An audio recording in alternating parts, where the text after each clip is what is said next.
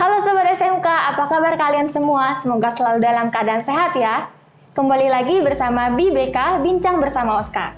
Di episode 2 kali ini kita akan membahas hal yang gak kalah fun dan insightful dari episode 1 loh. Dan tamu kita yang luar biasa akan membawakan tema kita di episode 2 ini, yaitu realisasi Merdeka Belajar sebagai blueprint SDM berkarakter unggul di era Society 5.0. Langsung aja kita sambut tamu kita, yaitu Direktur Sekolah Cinta Kasih Suci, Pak Freddy Ong.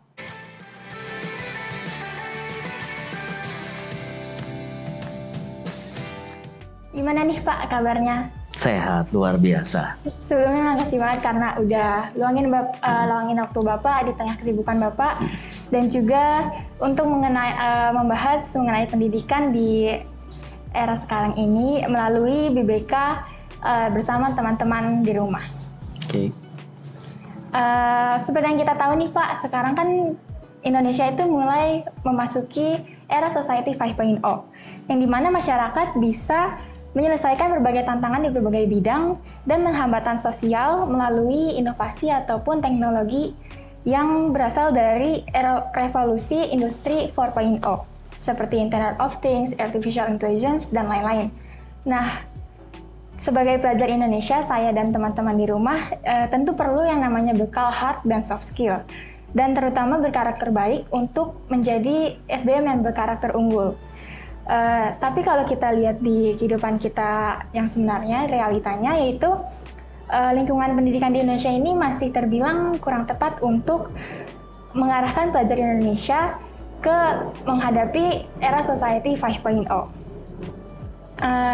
Padahal seharusnya menurut saya sistem pendidikan Indonesia itu harusnya bisa memberi keleluasaan kepada pelajar supaya bisa mengeksplor diri mereka, perilaku, mengingatkan pola pikir, perilaku, dan sikap, serta mampu berkomunikasi dua arah. Akhirnya Menteri kita, Kemendikbudristek, menggaungkan program Merdeka Belajar yang harapannya bisa menjadi solusi dan juga blueprint guna menghasilkan SDM yang berkarakter unggul di era Society 5.0. Betul. Nah, dari situ semua, pandangan Bapak mengenai sistem pendidikan Indonesia di dalam beberapa tahun terakhir itu gimana Pak? Ya, saya buka biar ngomongnya lebih jelas ya. Baik, terima kasih atas kesempatannya. Seperti yang kita tahu, kalau kita bicara tentang pendidikan di Indonesia era sekarang nih ya, pendidikan di Indonesia sebenarnya kita sudah mulai berkembang. Ya, kita mulai berkembang. Dari kita bicara sebelum pandemi ya, sudah banyak kebijakan-kebijakan dari pemerintah yang dalam tanda kutip bisa mendukung anak-anak untuk belajar lebih baik. Sebelum dicetuskan tentang sekolah Merdeka Belajar ini sendiri, banyak sekolah-sekolah yang sudah menerapkan sebenarnya untuk Merdeka Belajar ini. Salah satunya adalah di sekolah kita juga, gitu kan. Nah, di sekolah kita juga salah satunya adalah dengan cara apa? Kalau kita tahu Merdeka Belajar ini kan memang bagaimana anak bisa mengeksplor sendiri, bukan cuma sekedar menerima pembahasan dari guru saja. Karena sekarang udah nggak zamannya lagi. Kalau kita tahu, kalau istilah orang dulu, guru adalah gudang ilmu, gitu kan. Kalau sekarang gudang ilmu bukan guru, Google sama YouTube. Kamu mau cari apa di Google, mau cari apa di YouTube itu ada, gitu kan. Bahkan ibu guru, bapak guru sendiri mencari materi pun banyak dari sana.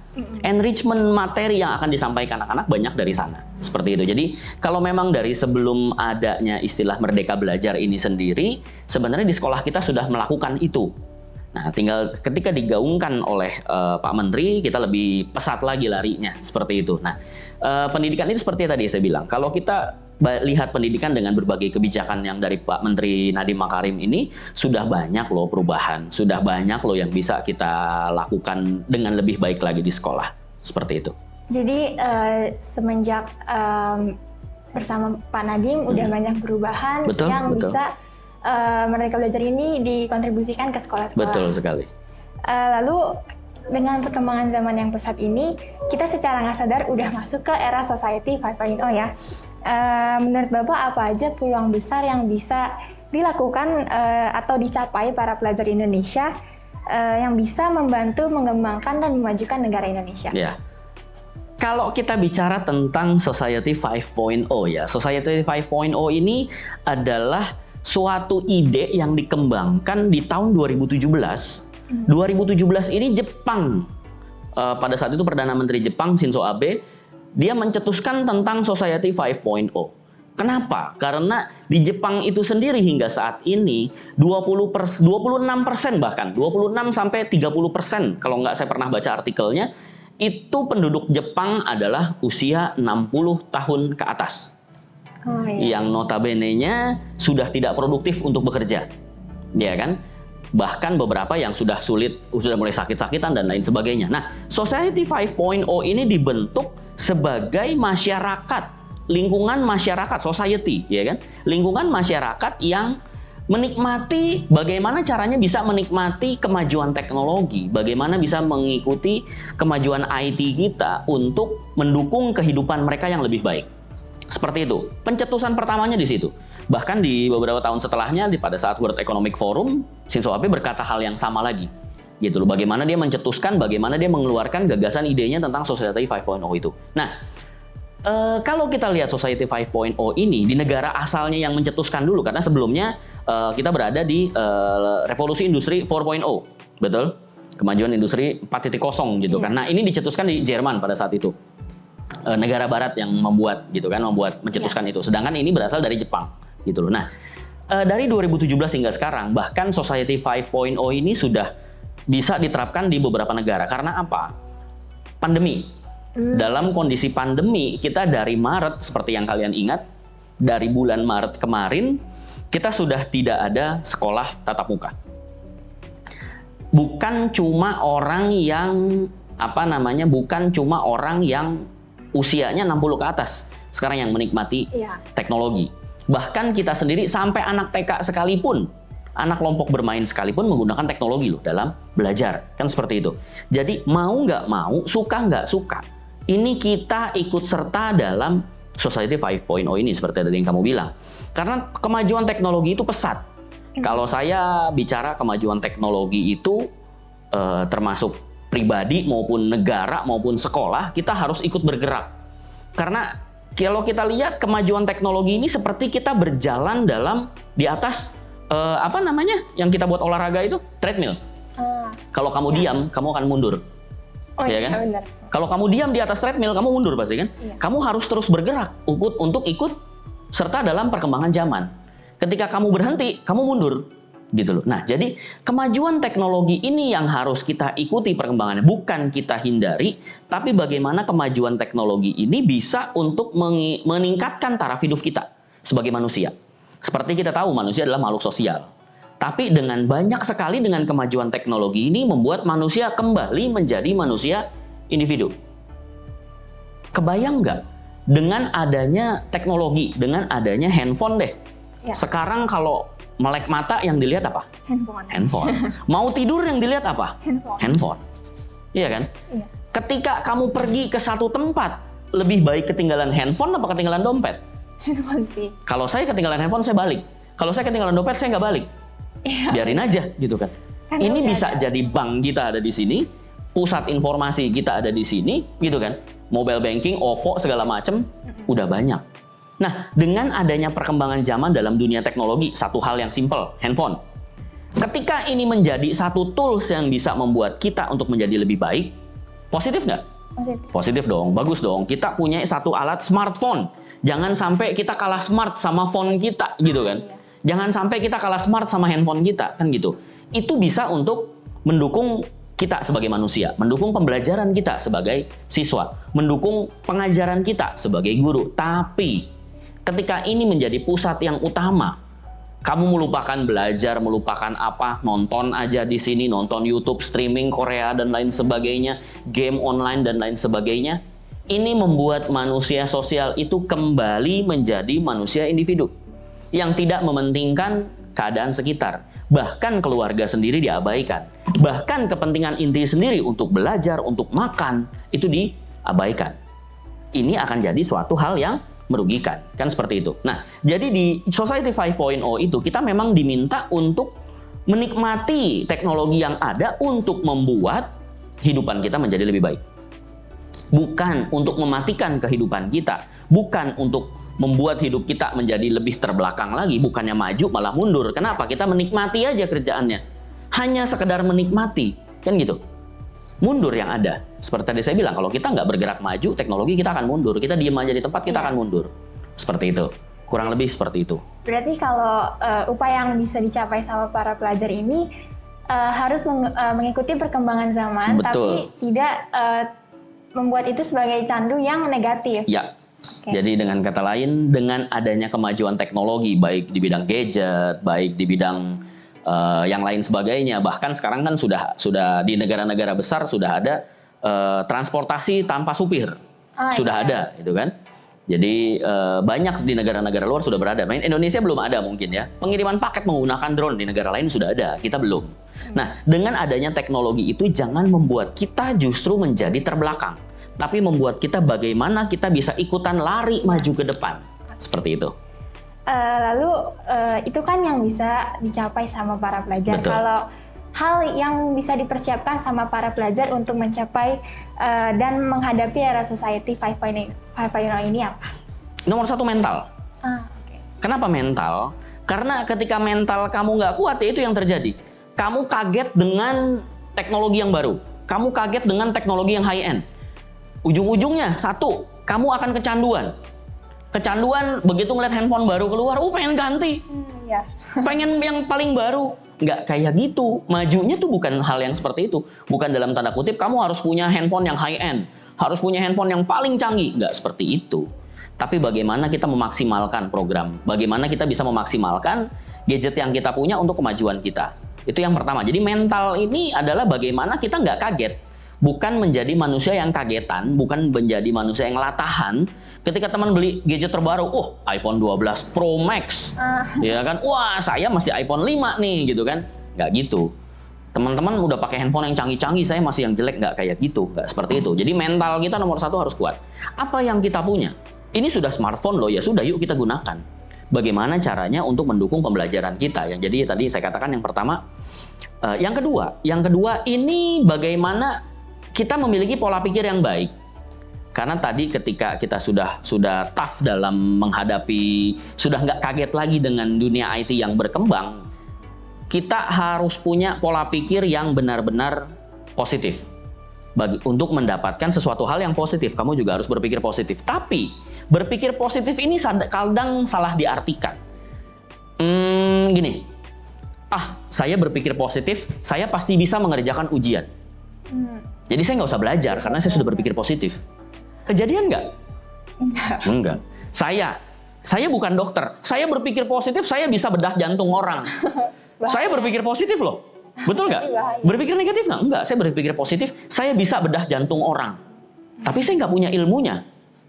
Jadi ketika saya hanya berpikir positif tanpa memiliki ilmu yang layak, nggak akan jalan juga, betul? Iya. Jadi seperti itu. Dengan pola pikir kita yang positif diikuti dengan tindakan kita yang positif, mencari ilmu yang positif, itu bisa dilakukan, gitu loh. Ya, seperti itu sih. Jadi yang harus dilakukan itu mental. Betul. Dengan pola pikir yang baik. Pola pikir yang diikuti dengan tindakan yang baik ya. Oke. Lalu apakah para pelajar di Indonesia, terutama di sekolah kita ini, Sekolah Cinta Kasih Seci, mampu untuk menghadapi kemajuan era dari era industri 4.0 menuju era society 5.0? Oke. Kalau kita bicara tentang mampu atau tidak, kan pertanyaannya gitu kan. Pelajar-pelajar kita khususnya di sekolah kita mampu atau tidak. Saya golongkan manusia dalam dua nih. Kalau kita lihat kemampuan dan kemauan. Iya. Ketika kamu mau tapi nggak punya kemampuan, kamu bisa belajar. Betul. Ketika kamu mampu, tapi kamu nggak mau, apa yang terjadi? Jadinya sama juga bodong, gitu kan? Sama juga bohong, kan gitu. Ketika kamu punya kemauan dan punya kemampuan, berhasil nggak? Berhasil. Udah mau, mampu. Tapi yang paling repot adalah sudah tidak punya kemampuan, tidak punya kemauan. Ke laut aja. Kan gitu? Iya. Mau jadi apa orang seperti ini? Kalau dia mau tapi dia nggak mampu, dia bisa belajar kok. Tidak ada segala sesuatu di dunia yang tidak bisa dipelajari. Iya kan? Ya. Tidak ada yang tidak bisa dipelajari. Semua bisa dipelajari. Pertanyaannya mau atau tidak. Kalau kamu mau, bisa kok. Jadi kalau pertanyaan kamu, mampu nggak anak-anak bisa? Saya yakin mampu selama ada kemauan. Ada kemauan pasti bisa. ada kemampuan ini bisa dicari. Asal jangan udah nggak punya kemampuan, nggak punya kemauan. Ke laut aja. Berarti kalau misalnya soal mampu atau enggak itu balik ke pribadi masing-masing. Betul sekali. Sekarang logikanya gini. Kita mau makan nih. Sorry yang puasa, saya nggak niat untuk mengganggu yang puasa. Kita mau makan nih. Sudah ada makanan di atas meja. Iya. Udah tinggal makan doang dong. Iya. Kalau saya nggak mau makan, kenyang nggak? Nggak, makanan udah di atas meja nih. Tapi kalau saya mau makan, makanannya sudah ada. Saya tinggal sendok dan saya makan. Saya butuh usaha untuk nyendok dan makan. Ini usaha yang harus saya lakukan. Karena makanannya sudah di atas meja. Ya. Kan gitu. Ketika walaupun makanannya sudah di atas meja, kalau saya nggak mau makan, lapar nggak? Lapar, saya nggak bisa. Paham idiomasinya? Paham, ya. Seperti itu. Lanjut ke menurut Bapak, dengan direalisasikannya program Merdeka Belajar di sekolah-sekolah di Indonesia ini, apakah bisa menjadi langkah yang tepat untuk mempersiapkan para pelajar menjadi SDM yang unggul dan berkarakter di tengah era Society 5.0? Absolutely. Ya, sangat. Karena Merdeka Belajar ini sekolah, siswa diminta untuk lebih aktif. Bagaimana materi ini disampaikan bukan hanya sekedar transfer knowledge saja. Iya. Tapi bagaimana kita bisa mengencourage anak-anak untuk memiliki pola pikir yang benar-benar bisa berpikir untuk maju. Contoh, ketika kamu belajar tentang satu hal, belajar tentang sejarah misalkan, saya cuma bilang ada sejarah perang ini misalkan gitu kan, terjadi di tahun ini. Nah, ceritanya seperti ini. Nah, mungkin kalau saya bicara seperti itu, kamu akan berpikir, oh ilmunya kurang nih. Kamu akan mencari sendiri bagaimana caranya saya memancing kamu, memancing teman-teman semua di siswa-siswa untuk bagaimana bisa mencari tahu ide sendiri. Karena kita tahu, kita sekarang hidup di zaman kelebihan informasi. Bukan di kekurangan informasi, kelebihan saya bilang. Kita informasi mau cari informasi apa sekarang udah gampang. Kelebihan informasi, saking lebihnya. Banyak berita-berita hoax yang memang tidak bisa dipertanggungjawabkan. Iya. Bagaimana sekarang caranya kita untuk menyortir berita-berita. Mana yang benar-benar bisa kita terima, mana yang cuma sekedar hoax saja. Seperti itu. Nah, ini dibutuhkan kecerdasan intelijensi di bidang digital untuk kalian sekalian. Gitu loh. Jadi, dengan adanya Merdeka Belajar, dengan adanya Society 5.0, kecerdasan kalian untuk di bidang teknologi, kecerdasan kalian di bidang menyerap informasi, itulah yang menunjukkan kalian bisa berhasil atau tidak. Karena ketika kalian menyerap berita yang nggak bagus, kalian telan mentah-mentah, ributlah jadinya semua. Kan gitu. Ketika kalian dengar berita, kalian ini beritanya benar apa enggak? Beritanya terima masuk logika atau tidak? Masuk logika ya sudah, yuk kita cerna. Yuk kita konsumsi berita tersebut. Yuk kita konsumsi ilmu tersebut gitu loh. Tapi kalau yang sudah aneh-aneh, kalau kalian telan mentah-mentah, apa yang terjadi? Kehidupan kalian juga bisa hancur, kan seperti itu. Iya. Nah, jadi kembali lagi ke situ tadi. Oke. Sebagai penutup di episode 2 kali ini, pendapat Bapak sebagai seorang guru dan direktur sekolah nih, apa aja hal yang bisa dievaluasi dari penerapan Merdeka Belajar di sekolah-sekolah dan pesan yang ingin Bapak sampaikan kepada para pelajar ke depannya? Yang dievaluasi gini, kita, khususnya di Sekolah Cinta Kasih, kita sudah lengkapi dengan berbagai hal yang bisa menunjang pembelajaran untuk lebih baik. Ya, untuk level SMA, SMK, tiap kelas kita sudah lengkapi dengan akses point. Ya, sudah ada akses WiFi di situ. Lalu sudah lengkap semua, kita punya lab komputernya sudah lengkap. Khususnya di SMK juga kita punya lab komputer RPL-nya juga sudah high-end punya. Yang kita nanti dalam waktu dekat kita akan tambahkan juga nih. Saya kasih bocoran untuk SMK gitu kan. Kita akan tambahkan lab baru lagi nanti yang benar-benar bisa kita gunakan untuk memperkaya siswa lagi. Bagaimana anak-anak bisa mencari bagi yang nggak punya laptop atau nggak punya gadget yang mumpuni bisa mencari di kita punya fasilitas sekolah. Nah, kembali lagi dengan fasilitas yang sudah ada ini, anak-anak mau menggunakan secara maksimal atau tidak? Ya kan? Guru-guru mau menggunakan secara maksimal atau tidak? Anak-anak juga mau menggunakan secara maksimal atau tidak? Karena maksimal dalam arti positif tadi ya. Dalam pemikiran positif dan tindakan yang positif gitu loh. Bukan untuk mencari hal yang nggak ada gunanya gitu loh. Jadi bagaimana kembali lagi sih ke yang tadi, kita punya pola pikir, kita punya mental yang baik untuk mengikuti perkembangan zaman. Bukan jadi alasan, oh ntar, wah kata Pak Freddy kita harus mengikuti perkembangan zaman, minta handphone yang high-end sama orang tua, ya nggak gitu loh. Tapi bagaimana kita bisa menggunakan teknologi, menggunakan, apalagi sekarang sudah ada AI, Artificial Intelligence, ya. Ini sudah dikembangkan di beberapa hal. Big Data, kita hidup di zaman Big Data. Kemajuan IT kita juga sudah luar biasa gitu loh, sudah luar biasa berkembang pesat. Jadi bagaimana sekarang tinggal bagaimana anak-anak menyikapinya, bagaimana guru-guru kita menyikapinya, bagaimana manusia menyikapinya. Kalau kita mau menggunakan tools itu sebagai suatu hal yang bisa membuat kita menjadi lebih hidup lebih baik, menjadi kehidupan yang lebih baik, why not? Kenapa tidak? Tapi kalau itu menjadi penghambat, stop aja sekalian.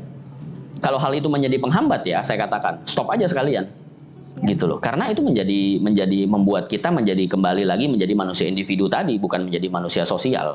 Nggak bisa, kita tidak bisa melupakan orang di sekitar kita, terutama keluarga. Kita tidak bisa melupakan lingkungan kita, apalagi lingkungan sekolah. Seperti itu. Jadi pesan saya adalah, yuk kita sama-sama menyikapi kebijakan Merdeka Belajar, yuk kita sama-sama menyongsong Society 5.0, walaupun kita belum 100% berada di lingkungan sana. Ya.